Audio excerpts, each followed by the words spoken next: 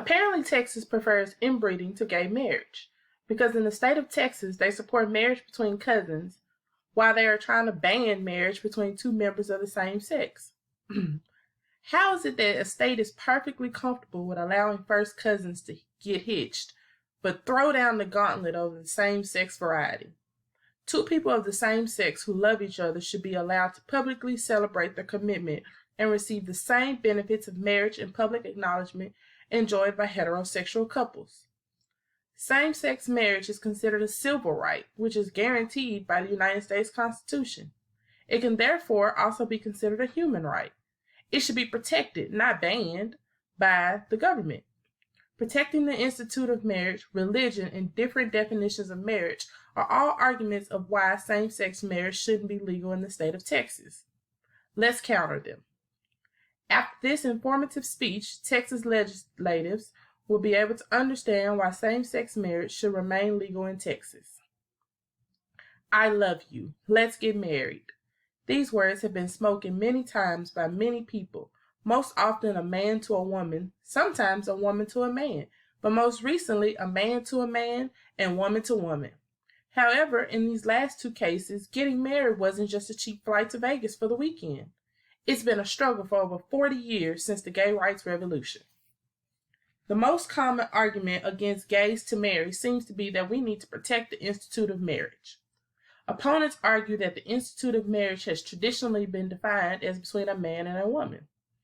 In the October 15, 1971 decision, Baker v. Nelson, the Supreme Court of Minnesota found that the institute of marriage as a union of man and woman uniquely involved the procreation and rearing of children within a family. Is as old as the book of Genesis. By continuing to allow gay marriage, it only further shifts the purpose of marriage from producing and raising children to adult gratification. While the main reason people in the United States seem to get married is out of love and or the rearing of children, it is far from the only reason. If marriage is only about reproduction, then infertile couples shouldn't be allowed to marry. Ability or desire to create an offspring has never been a qualification for marriage. George Washington, our very first president, did not have any children with his wife, Martha Custine, and neither did 4 other married U.S. presidents. Another thing, there are millions of people who are marrying for things other than procreation or love, such as money, non-sexual companionship, green cards, sex, and even health insurance. Do these reasons also threaten the institute of marriage? Furthermore, we have to look at marriage historically. For many years, a wife was considered the property of her husband. For generations, royal families would marry their children off for diplomatic reasons. Even lower-class families would marry their daughters off to wealthy and or powerful families so that they may reap the benefits. Many countries still have arranged marriages. Call me crazy, but it appears that marriage is not exactly as sacred an institution as some would like to think. The biggest thing that makes the protecting the institution of marriage argument so absurd is that the divorce rate in the United States is now over 50%. 11% of that rate is Texas only, with the third highest divorce rate in the country. If the government is so worried about protecting marriage, shouldn't divorce be outlawed? Finally, it's so difficult trying to comprehend how a gay couple getting married affects heterosexual marriage. Will homosexuals getting married be so stressful to heterosexuals that they will all have a nervous breakdown and suddenly divorce their spouses?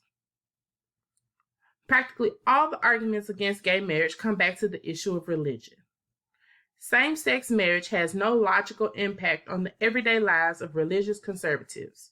For religious conservatives, denying same-sex couples the right to marry does have a direct impact on the everyday lives of homosexuals.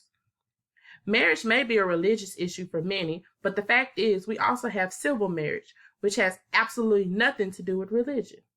Religious groups and churches have every right to deny same-sex marriage in their parish, but religion, whether it is Catholicism, Christianity, Judaism, Hinduism, etc., has absolutely no place in government. There are many different definitions of marriage. Why should religion and special rights groups be allowed to define marriage for homosexuals? What makes one group better than the other? Furthermore, which definition of marriage are we using? The one where a wife is the property of her husband and it is legal to beat her? Or arranging marriages based on social status? Should interracial marriage be illegal? Again, as if it was for 2 centuries? Perhaps it is time to draft separate partnership licenses to those who are marrying only for money. Or is it that that's still included under this definition of marriage? Obviously, marriage has been redefined many times. No one person or group has the right to say whether or not someone's marriage is acceptable or not. Whether they like it or not, 2 people of the same sex who love each other should be allowed to publicly celebrate their commitment and receive the same benefits of marriage and public acknowledgement enjoyed by heterosexual couples. In closing, marriage is defined as the following: the state of being united to a person of the opposite sex as husband or wife in a consensual and contractual relationship recognized by law. The state of being united to a person of the same sex in a relationship like that of a traditional marriage. Protecting the institute of marriage, religion, and different definitions of marriage are all factors of why same-sex marriage should be legal in the state of Texas. Now, the Texas legislators should be able to understand why same-sex marriage should remain legal in Texas.